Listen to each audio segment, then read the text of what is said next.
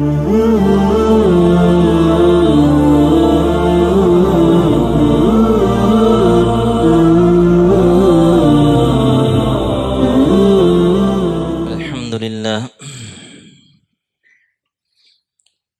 لله نحمده ونستعينه ونستغفره ونؤمن به ونتوكل عليه ونعوذ بالله من شرور أنفسنا ومن سيئات أعمالنا من يهده الله فلا مضل له ومن يضلله فلا هادي له ونشهد أن لا إله إلا الله وحده لا شريك له ونشهد أن سيدنا ومولانا محمدا عبده ورسوله أما بعد فأعوذ بالله من الشيطان الرجيم بسم الله الرحمن الرحيم لن ينال الله لحومها ولا دماؤها ولكن يناله التقوى منكم صدق الله مولانا العظيم وصدق رسوله النبي الكريم ونحن على ذلك لمن الشاهدين والشاكرين والحمد لله رب العالمين۔ میرے محترم دوستوں اور بزرگوں، جیسا کہ آپ حضرات کے علم میں ہے کہ الحمدللہ ماہ ذی الحجہ کا مبارک مہینہ چل رہا ہے، اور پورے مہینے کے اندر جو پہلا عشرہ ہے وہ سب سے زیادہ اہمیت کا حامل ہے، اور پورے عشرے کے اندر جو 9 ذی الحجہ ہے، جو آج کا دن ہے، جس کو یوم عرفہ کہا جاتا ہے، یہ تمام دنوں میں افضل ترین دن ہے۔ آج کا دن اس کا نام یوم عرفہ ہے۔ یہ یوم عرفہ کسی وجہ سے نام پڑ گیا، ایک عمل کیا، حاجی جو عمل کرتے ہیں وقوف عرفہ، اس کی وجہ سے اس کا نام یوم عرفہ پڑ گیا۔ یہاں سے لوگوں کو غلطی لگ جاتی ہے کہ جناب وہاں پر جو وقوف عرفہ ہے وہ تو کل ہو چکا، یا وقوف عرفہ آگے پیچھے ہوتا ہے اور ہمارا دن اور دن کو ہوتا ہے۔ تو جیسے پہلے بھی عرض کیا تھا کہ چونکہ یہ قمری مہینوں کے حساب سے ہوتا ہے کہ بعض جگہ پہ چاند پہلے طلوع ہو جاتا ہے، بعض جگہ پہ چاند نظر آ جاتا ہے، بعضوں پہ نہیں آتا۔ تو جس طرح رمضان میں کہیں روزہ ہوتا ہے کہیں نہیں ہوتا، کہیں عید ہوتی کہیں نہیں ہوتی، اسی طرح یہ قربانی کے جو ایام ہیں اس میں بھی ایسے ہی ہے۔ تو 9 ذی الحجہ جو وقوف عرفہ تھا جو حاجیوں کا، وہ تو گزر چکا، لیکن ہمارے ہاں جو یوم عرفہ ہے، جو 9 ذی الحجہ، وہ آج کا دن ہے۔ تو گویا کہ ہر جگہ کا اپنا اپنا اعتبار ہے۔ اب اس کے بعد جو قربانی کی عبادت ہے، انتہائی اہم عبادت، جو قربانی انشاءاللہ ہم کل کریں گے، جن حضرات پر واجب ہے وہ تو واجب، اور جن حضرات پر جو نفلی قربانی ادا کرنے، نفلی قربانی ہو یا واجب قربانی ہو، جیسے پچھلے جمعے میں عرض کیا تھا کہ جتنی بھی عبادات ہیں اللہ تعالیٰ نے جو احکامات ہم پر واجب کیے، تو ان میں شرائط اور آداب دونوں کا لحاظ رکھا جاتا ہے۔ اسی طرح قربانی میں بھی ہے، قربانی کے اندر بھی شرائط اور آداب دونوں کا لحاظ رکھا جاتا ہے۔ اور قربانی کے اندر چند مسائل تو میں نے پچھلے جمعے عرض کر دیے تھے، بس بنیادی بات کچھ مسائل میں عرض کر دیتا ہوں۔ تمام مسائل کا خلاصہ یہ ہے کہ جانور بے عیب ہونا چاہیے۔ 2 مسئلے ہیں بنیاد، ان دونوں کو بنیادی مسئلے کہا جا سکتا ہے۔ ایک تو یہ ہے کہ جانور بے عیب ہو، اور دوسرا مسئلہ یہ ہے کہ جو قربانی دے رہا ہے اس کی نیت بے عیب ہو۔ اب جانور کے اندر عیوب کا نہ ہونا یہ حدیث سے ثابت ہے، کئی احادیث میں آتے ہیں، مختلف احادیث میں مختلف مسائل بیان کیے گئے ہیں کہ جانور کے اندر یہ عیب نہ ہو، یہ عیب نہ ہو، یہ عیب نہ ہو۔ اور قرآن پاک نے ایک ہی مسئلہ بیان کیا ہے کہ بندے کی نیت میں عیب نہ ہو، اور باقاعدہ واقعہ نقل کیا ہے کہ قرآن پاک میں آتا ہے وَاتْلُ عَلَيْهِمْ نَبَأَ ابْنَيْ آدَمَ بِالْحَقِّ إِذْ قَرَّبَا قُرْبَانًا فَتُقُبِّلَ مِنْ أَحَدِهِمَا وَلَمْ يُتَقَبَّلْ مِنَ الْآخَرِ، کہ حضور نبی کریم صلی اللہ علیہ وسلم سے فرمایا گیا وَاتْلُ عَلَيْهِمْ، کہ ان کو قصہ بیان کیجئے آدم کے 2 بیٹوں کا، کہ ان دونوں نے قربانی کی، قربانی پیش کی اللہ تعالیٰ کی بارگاہ میں، ایک کی قربانی قبول کر لی گئی، دوسرے کی قبول نہیں کی گئی۔ اب وجہ کیا تھی کہ جو ایک تھا اس کی نیت بالکل ٹھیک تھی، اس کی نیت اللہ تعالیٰ کو راضی کرنا، اللہ تعالیٰ کی رضا کے لیے، کہ جو حابیل تھا یہ گلہ بانی کا کام کرتا تھا، جانوروں کا کام کرتا تھا،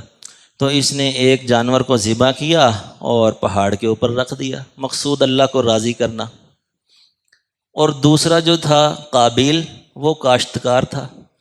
تو اس نے گندم، اور گندم بھی جو گھٹیا قسم کی گندم تھی، ادنا قسم کی گندم، وہ اس نے جو ہے نا پہاڑ کے اوپر رکھ دی۔ اور پہلے وقتوں میں دستور یہ تھا کہ جس کی قربانی قبول کر لی جاتی تھی آسمان سے آگ آتی اور اس کو کھا لیتی، تو یہ علامت ہوتی تھی کہ ان کی قربانی قبول ہو گئی۔ تو جب ان دونوں نے قربانی رکھ دی اور دعا کی، تو دعا کس کی قبول ہوئی؟ حابیل کی، کہ آگ آئی آسمان سے اور اس کا جانور کھا گئی۔ تو گویا اس کی نیت درست تھی، وہ اللہ کی رضا کے لیے اس نے قربانی پیش کی، اس کی قربانی قبول کر لی گئی۔ اور جس بندے کی نیت میں عیب ہو، وہ جانور جتنا مرضی صحت مند ہو، فربا ہو، تازہ ہو، وہ قبول نہیں کی جاتی۔ اسی طرح اگر نیت کے اندر ریاکاری ہے، دکھلاوا مقصود ہے کہ یار وہ ایسا جانور لے کر آئے تو ہم ایسا لے کر آئیں گے، گویا کہ ایک دوسرے کے بڑھ چڑھ کر، ایک تو یہ ہے کہ عبادت ہی ہے نا، تو بندہ طیب نفس سے کہ چلو یار جتنے بھی پیسے خرچ کر لیں یہ انویسٹ ہی ہے۔ اسی کو کہا جاتا ہے لائف انشور، کہ لائف انشور ہو گئی، کہ جب یہ مالی عبادتیں جو ہم پر فرض ہیں، زکوٰۃ ہے، قربانی ہے، صدقہ فطر ہے اور عام صدقہ خیرات ہے، اس سے لائف انشور ہوتی ہے، اس سے مال انشور ہوتا ہے۔ تو بندہ طیب نفس کے ساتھ جو ہے نا قربانی ادا کرے، جتنا بھی اچھے سے اچھا جانور لائے، لاکھوں کا جانور لے کر آئے، یہ نہیں کہ جو بندہ بہت مہنگا جانور لے کر آ رہا ہے ضرور وہ ریاکاری کر رہا ہے، یہ فیصلہ ہم نہیں کر سکتے، یہ اللہ کا معاملہ اور بندے کا معاملہ ہے۔ بس ہم مسئلہ ہی بتا سکتے ہیں کہ دیکھو بھی نیت درست ہونی چاہیے۔ اب نیت درست کے اندر کیا ہے؟ ایک تو یہ ہو گیا مسئلہ، دوسرا یہ ہے کہ جب اجتماعی قربانی کے اندر شریک ہوں گے تو وہاں بھی نیت درست ہو، کہ قربانی کرنے ہی کی نیت ہو۔ اور اگر کسی بندے کی نیت جو ہے نا قربانی کرنے کی نہیں ہے بلکہ گوشت حاصل کرنے کی ہے، مقصد یہ ہے کہ چلو ان دنوں میں گوشت نہیں ملنا بعد میں، تو اس نیت سے شریک ہو رہا ہے، کوئی پروگرام ہے، کوئی ایسا معاملہ ہے، کوئی فنکشن ہے، تو اس میں کہتا ہے چلو یار ایک حصہ رکھ لیتے ہیں، تو ایسا بندہ اپنی قربانی تو خراب کرے گا ہی کرے گا، دوسروں کی قربانی بھی خراب کر دے گا، لیکن پھر یہ وبال کس پر ہے؟ اسی بندے پر آئے گا، چونکہ ہم نیت نہیں جانتے۔ اور اسی طرح جو شراکت داری ہوتی ہے نا، جو دوسرے شریک ہوتے ہیں، ان میں کسی کا عقیدہ خراب نہ ہو، کیونکہ یہ قربانی ایسا عمل ہے کہ شریعت نے اجازت دی ہے کہ بڑے جانور ساتھ کی طرف سے درست ہے۔ تو اصول یہ ہے کہ جب ایک کا حصہ خراب ہو گیا نا تو سب کے حصے خراب ہو جائیں گے۔ یہ ایسے ہی ہے کہ اگر نماز کی کسی ایک رکعت میں غلطی ہو گئی تو گویا کہ باقی رکعتیں بھی خراب ہو گئی۔ یہ نہیں کہ وہ ایک رکعت ہی خراب ہوگی، 4 رکعت کی نماز ہے، ایک رکعت میں خرابی پائی گئی تو اس کی وجہ سے باقی رکعتیں بھی برباد ہو جائیں گی۔ بعین ہی یہی معاملہ حصے والی قربانی کے اندر ہوتا ہے کہ اگر ایک حصہ کسی وجہ سے خراب ہو گیا تو باقیوں کی بھی خراب ہو جائے گی۔ تو اس میں یہ ذرا خیال رکھنا پڑتا ہے۔ البتہ جہاں اجتماعی قربانی ہوتی ہے، جو ادارے قربانی کر رہے ہوتے ہیں، پھر یہ ان کی ذمہ داری ہوتی ہے کہ وہ اس چیز کا لحاظ رکھیں۔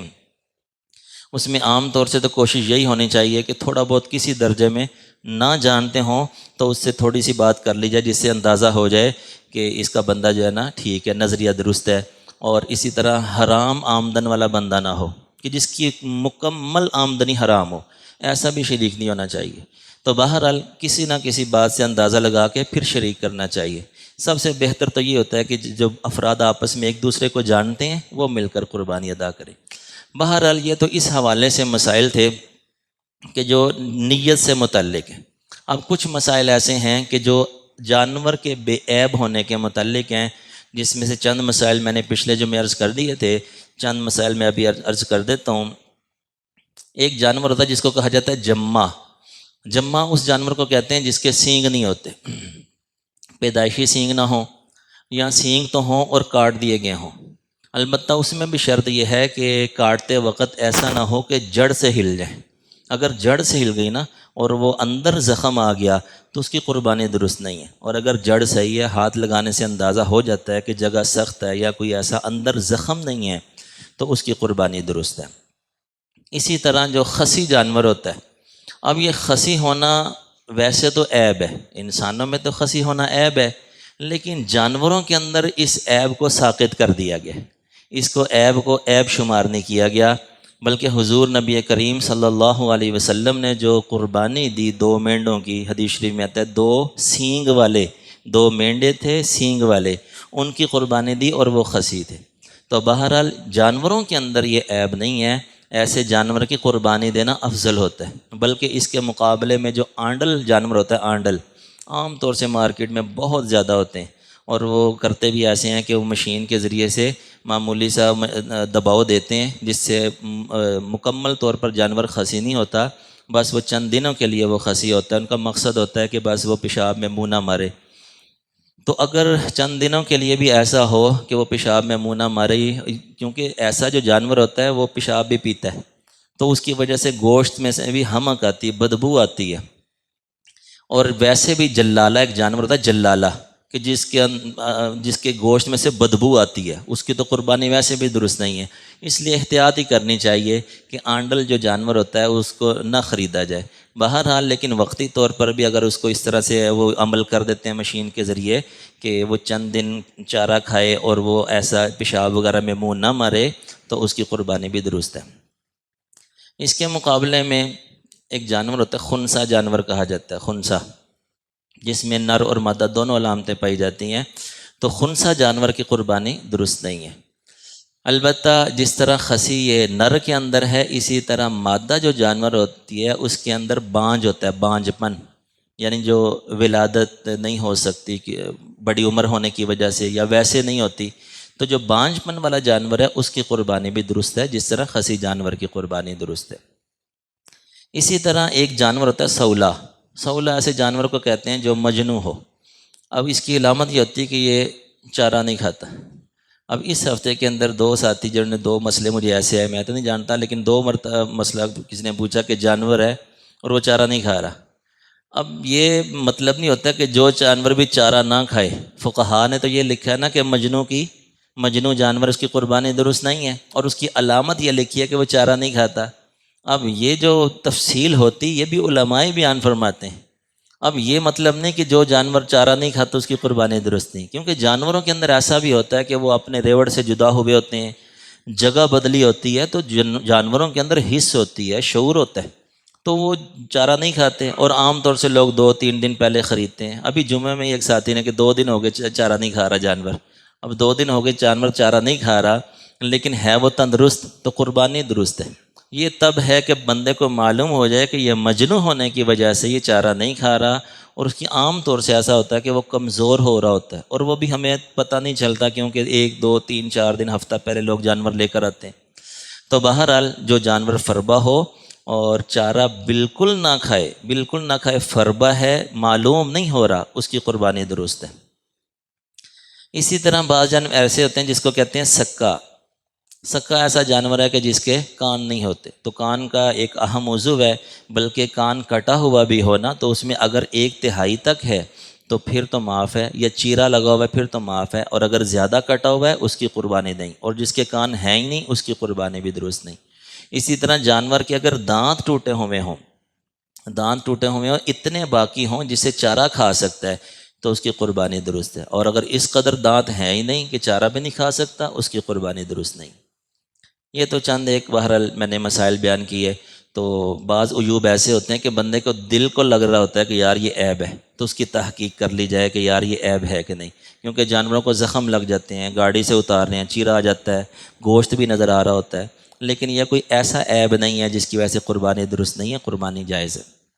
کوئی بھی ایسا معاملہ ہو جس میں شک پیدا ہو جائے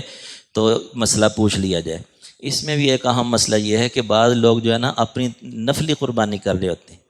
تو جو بندہ نفلی قربانی کر رہا ہے جس پر قربانی واجب ہی نہیں، تو جب وہ لے آیا نا، دیکھ کر لے آیا، جیسا بھی جانور آ گیا، غلطی بھی لگ گئی، کھیرا لے آیا یا کوئی ایسا عیب لگ گیا جس سے قربانی نہیں ہوتی،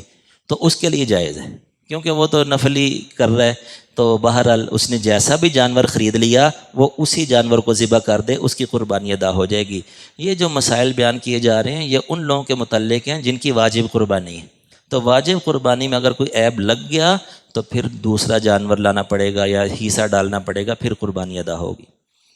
اسی طرح بعض اوقات جو ہے نا کچھ غلط چیزیں مشہور ہو جاتی ہیں عوام کے اندر۔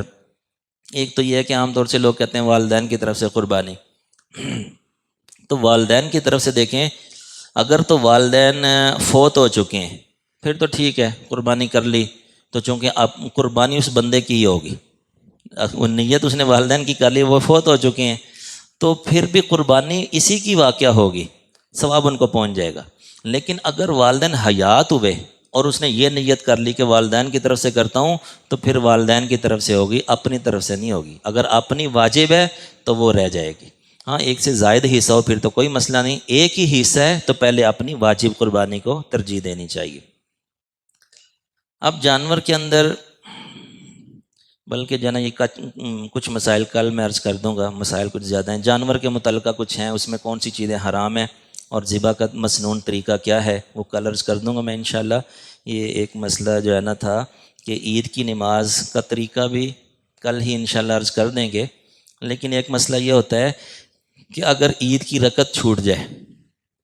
عید کی ایک رکعت چھوٹ جائے یا عید کی دونوں رکعتیں چھوٹ جائیں، تو یہ لا محالہ کہ یہ تو اس وقت مسئلہ نہیں سمجھ میں آتا نا، تو یہ پہلے ہی بندے کو معلوم ہو تو پھر ہی شرکت کر سکتا ہے۔ تو دیکھیے کہ عید کی نماز کے اندر جو ہے نا 6 تکبیرات زائد ہوتی ہیں۔ اب سب سے پہلے تو دیکھیے جو ہم تکبیر کہتے ہیں اس کو تکبیر تحریمہ کہتے ہیں، اس کے بغیر تو کوئی نماز ہوتی ہی نہیں ہے۔ اللہ اکبر جو شروع میں کہا جاتا ہے یہ تکبیر تحریم ہے، یہ جب کہیں گے تو پھر نماز میں داخل ہوں گے، چاہے وہ فرض نماز ہے چاہے عید کی نماز ہے۔ تو سب سے پہلی جو تکبیر ہوتی ہے تکبیر تحریمہ، وہ تو اللہ اکبر کہہ دیا۔ باقی جو 3 تکبیریں ہیں یہ زائد کہا جاتا ہے، یہ اس کے بعد ہے، یعنی 3 مرتبہ اللہ اکبر کہنا، ٹھیک ہے، ہاتھ بھی اٹھا لیے جائیں تو بہتر ہے، ہاں رفع دین بھی ساتھ کریں تو یہ سنت ہے، لیکن بہرحال تکبیرات جو ہیں وہ کہنا واجب ہے، اللہ اکبر اللہ اکبر اللہ اکبر۔ اسی طرح دوسری رکعت کے اندر رکوع سے پہلے 3 تکبیرات کہی جاتی ہیں، یہ تو 6 تکبیریں ہو گئیں۔ اب یہ ہے کہ اگر کوئی بندہ تاخیر سے آ رہا ہے، تاخیر سے آئے تکبیرات ہو چکی ہیں، تو وہ بندہ یہ کرے کہ پہلے تکبیر تحریمہ کہے اللہ اکبر کہہ کر پھر 3 تکبیریں کہے، ساتھ رفع دین بھی کرے اللہ اکبر اللہ اکبر اللہ اکبر، ہاتھ باندھ لے تو پھر امام کے ساتھ شریک ہو جائے۔ اگر دیکھے کہ امام رکوع کی حالت میں ہے تو تکبیر تحریمہ تو قیام میں کہنی ہوتی ہے، اللہ اکبر کہا اس نے تکبیر تحریمہ، پھر رکوع میں چلا جائے اور پھر رکوع میں تسبیحات چھوڑ دے، سبحان ربی العظیم نہ پڑھے بلکہ کہے اللہ اکبر اللہ اکبر اللہ اکبر، رکوع کی حالت میں کہہ لے۔ اور اگر ایسا ہے کہ رکوع بھی چھوٹ گیا، وہ کہ پوری رکعت رہ گئی، اب یہ آیا تو امام یا تو سجدے میں ہے یا دوسری رکعت شروع کر چکا ہے، تو اس کی ایک رکعت رہی ہے، اب یہ ایک رکعت والا کیا کرے گا؟ ایک تو اس نے امام کے ساتھ پڑھ لی، اب دوسری رکعت اس نے کھڑے ہو جانا ہے، جس طرح عام نماز میں کھڑے ہوتے ہیں نا، یہ بندہ کھڑا ہو جائے اور کھڑے ہو کر ایک تو طریقہ فقہا، بعض فقہا کہتے ہیں کہ اسی طرح ہی کرے کہ جب کھڑا ہوگا نا تو اللہ اکبر اللہ اکبر اللہ اکبر کہے اور قرات کرے، اور قرات کر کے رکوع سجدہ کر کے سلام پھیر دے، جس طرح عام پڑھتا ہے۔ بس فرق کیا ہے کہ 3 تکبیریں زائد کہنی، ایک اللہ اکبر تو کھڑے ہونے کے لیے، جب کھڑا ہو گیا تو پھر کیا اللہ اکبر اللہ اکبر اللہ اکبر، اس کے بعد اپنی قرات کرے اور پھر رکوع سجدہ کرے سلام پھیر دے۔ اور جو راجح قول ہے، اکثر علماء کا جو فتویٰ ہے وہ اس پر ہے کہ ایک رکعت جب چھوٹ جائے نا تو شروع میں تکبیرات نہ کہے، ایک رکعت چھوٹی ہے، اب اس کی جگہ بدل گئی، چونکہ اب ایک امام کے ساتھ پڑھ چکا ہے نا، تو اب ایک یہ ہے، تو اب گویا کہ ایک اعتبار سے یہ دوسری بن رہی، ایک تو امام کے ساتھ پڑھ لی اس نے، تو اب کیا کہے کہ جب کھڑا ہو جائے قرات کرے اور رکوع میں جانے سے پہلے، یعنی جس طرح اس نے دوسری رکعت پڑھی ہے نا امام کے ساتھ، رکوع میں جانے سے پہلے 3 مرتبہ کہے اللہ اکبر اللہ اکبر اللہ اکبر، پھر رکوع میں چلا جائے اور پھر رکوع سجدہ کر کے سلام پھیر دے۔ یہ اس بندے کے لیے جس کی ایک رکعت رہ جائے، ٹھیک ہے۔ اور جس کی دونوں رکعتیں چھوٹ جائیں اس کے لیے بیان ہی ایسے ہی ہے جیسے عید کی نماز پڑھی جاتی ہے، دونوں رکعتیں چھوٹ گئیں، مثلا سجدے میں ملا یا اتحیات میں ملا امام کو، تو اب کیا کرے کہ اب کھڑا ہو جائے اور کھڑا ہونے کے بعد 3 مرتبہ زائد، کیونکہ تکبیر تحریمہ یہ کہہ چکا ہے، وہ جب امام کے ساتھ ہم ہوتے ہیں نا تو 4 تکبیریں لگ رہی ہوتی ہیں، ایک تو تکبیر تحریم ہے، یہ تو جب اتحیات میں آ کے بیٹھے گا نا تو پہلے کیا کہے گا؟ اللہ اکبر، یہ تکبیر تحریم ہے، تو لہٰذا اب وہ تو ہو گئی۔ اب جب کھڑا ہوگا نا، کھڑے ہونے کی تکبیر الادا ہوتی ہے، جب امام نماز ختم کرتا ہے تو بندہ کیا کہتا ہے؟ اللہ اکبر، یہ کھڑے ہونے کی تکبیر ہے، ٹھیک ہے۔ اب اس سے علاوہ 3 تکبیریں کہے، پہلی رکعت میں 3 تکبیریں کہہ کے قرات کرے، پھر اسی طرح دوسری رکعت جب ساری قرات کر لے گا تو رکوع میں جانے سے پہلے 3 مرتبہ تکبیرات کہہ کے رکوع میں چلا جائے۔ تو جس کی 2 رکعتیں رہ جائیں اس کا تو طریقہ وہی ہے جس طرح امام کے ساتھ پڑھی جاتی ہے، جس کی 1 رہ جائے وہ میں نے عرض کر دیا۔